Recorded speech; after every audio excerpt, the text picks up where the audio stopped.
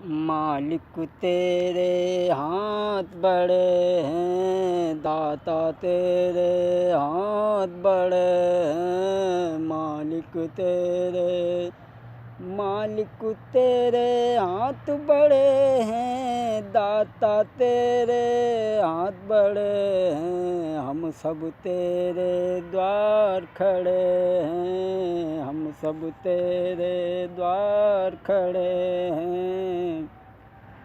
भक्त की बात को तू ही तो प्रभु सुनता है, देता सुख और दुखों को तू ही हरता है। हर चीज देके वक्त पे सबके ही दिल को भरता है।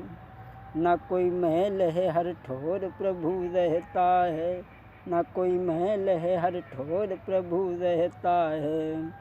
आती है मुसीबत तो तेरा ही नाम लेते हैं, वो नाम है अमोल के ना भेद लगा देता है। वही तेरे नाम की रट पकड़े हैं, मालिक तेरे हाथ बड़े हैं, दाता तेरे हाथ बड़े हैं। सुना है हमने अजामिल को तूने तारा है, गज की टेर पे गिरहा को तूने मारा है। नाम से एक कसाई भी तूने तारा है। बहन द्रौपदी को खींच के ले गया दुशासन, बचाई लाज नाथ चीर का किनारा है। वही तेरे नाम की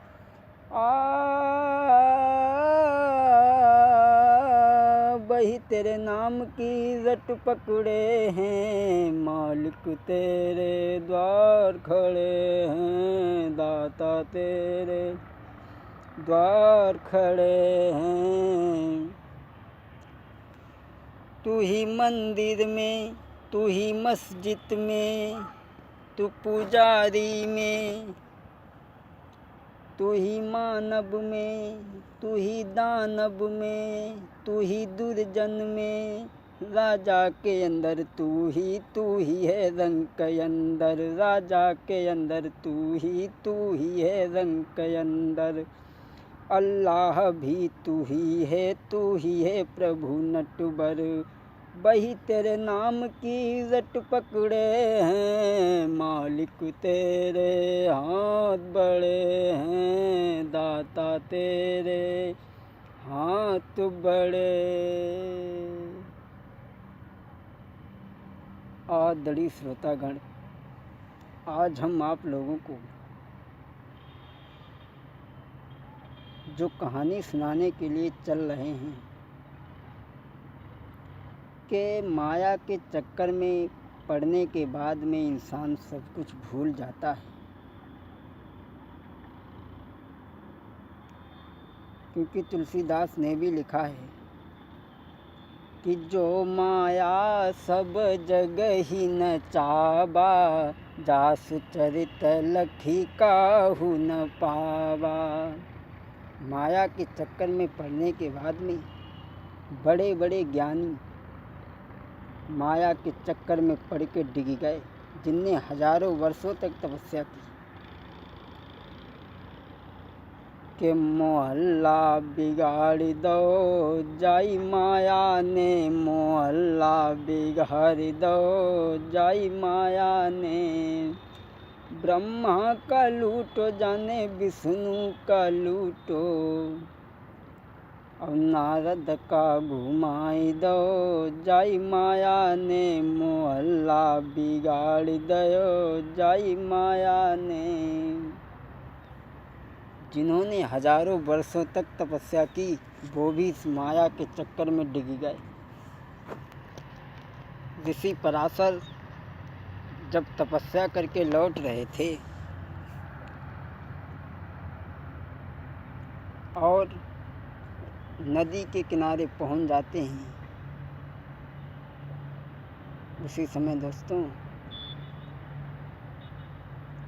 घूमत भयउ ऋषि एक बारा, आई गए नदिया के किनारे। पार करन नदिया के हेतु, नाव आसरे खड़े किनारे। नदी के किनारे पहुंच जाते हैं ऋषि पराशर, लेकिन उस नाव को मछुआरे की पुत्री चला रही थी जिसका नाम था सत्यवती। लेकिन सत्यवती देखने में बहुत सुंदर थी। अरे थी जो चंद्र बदन उजियारी, थी जो चंद्र बदन उजियारी, और देखन की लड़किनी बारी, और जकी सूरती प्यारी प्यारी, और तुम्हें रहे बिनय बतलाई। पुत्री मछुआरे की चला रही थी जिसका नाम था सत्यवती। जब पराशर ने उसके रूप और यौवन को देखा तो उन्होंने उस पर मोहित होकर के प्रेम करने की इच्छा जताई और पास में जाकर बोले।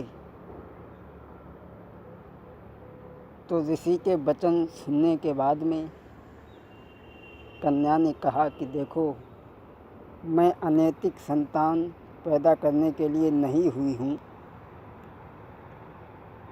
उसी समय ऋषि पराशर ने प्रणय निवेदन किया तो कन्या कहने लगी, ठीक है, मैं तुम्हारी बात को मानती हूँ, लेकिन उससे पहले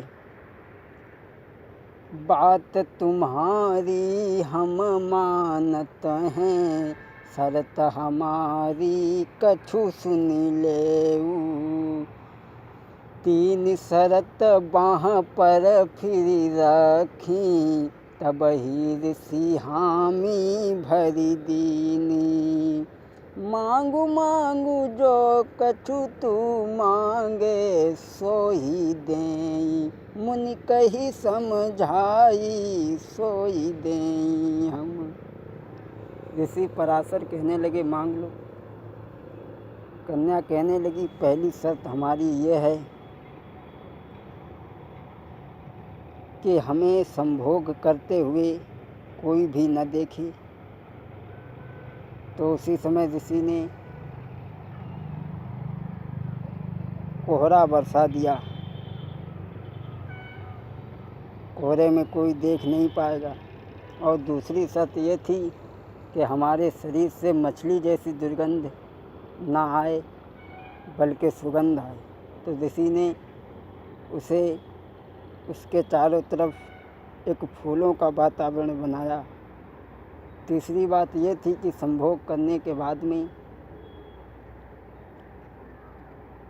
और पुत्र को जन्म देने के बाद में हमारी कुमारता वैसी ही रहनी चाहिए।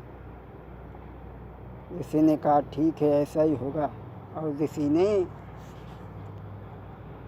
अरे मान के उसकी बात ऋषि ने करो है संभोग। कुछ समय के बाद में जन्म कुंवर है एक। ऋषि ने जब संभोग किया उसके बाद में सत्यवती ने एक बालक को जन्म दिया। और वो बालक धीरे धीरे जब बड़ा हुआ, कुछ समय के बाद में उसका नाम वेद व्यास पड़ा। और उन्हीं के पुत्र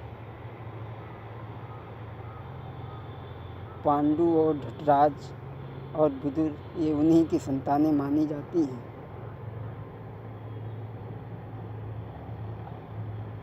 कौरव और पांडवों के बीच में जो युद्ध हुआ था वो कैसे होता अगर ये सब न होता तो। लेकिन एक बात हम आपको और भी बता दें कि कौरवों का जन्म कैसे हुआ था। जब गांधारी धृतराज के साथ में विवाह करके आई,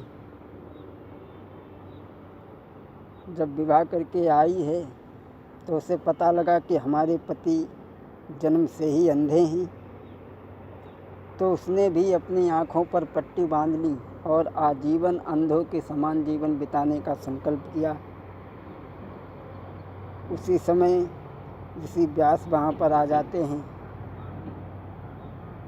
गांधारी ने उनकी सेवा मन लगा करके की है, तो उन्होंने 100 पुत्रवती होने का वरदान दिया और उनके आशीर्वाद से गर्भ धारण करती है। सिर्फ 2 साल के बाद में मांस के लोथड़े को जन्म दिया। जब ऋषि ने कहा कि इन्हें इस मांस के लोथड़े को काट करके, क्योंकि उन्होंने कहा था कि हमें एक पुत्री की भी इच्छा है, तो ऋषि ने उस मांस के लोथड़े को कटवा करके 101 घी के घड़े में वो टुकड़े डलवाए और कहा कि ठीक 1 साल बाद ने खोलना। 1 साल बाद खोले गए। उसमें से दुर्योधन समेत 101 भाई निकले और एक कन्या जिसका नाम था दुशाला। 101 नहीं बल्कि 102 ढटराज के संतानें थीं। माफ़ करें, जैसी जानकारी हमारे समझ में आई वो बात हमने आप तक पहुंचाई। 2 बार भगवान का नाम हो जाए। राम राम जपो सब जग माही, जपई राम तो होई कल्याणा। राम नाम जपो सब जग माही, जो जपई सोई होई कल्याणा। दोस्तों, हमारी आगे की कथा भाग 2 की कथा सुनने के लिए हमारे चैनल को सब्सक्राइब करें, साथ में घंटी को भी दबा लें। वही आपके जाने पहचाने विनय शास्त्री कि मन हुई जाऊ दीवानो रे, राम जी के चरणों में। मन हुई जा दीवानो रे, प्रभु जी के चरणों में। बोलिए गोविंद भगवान की।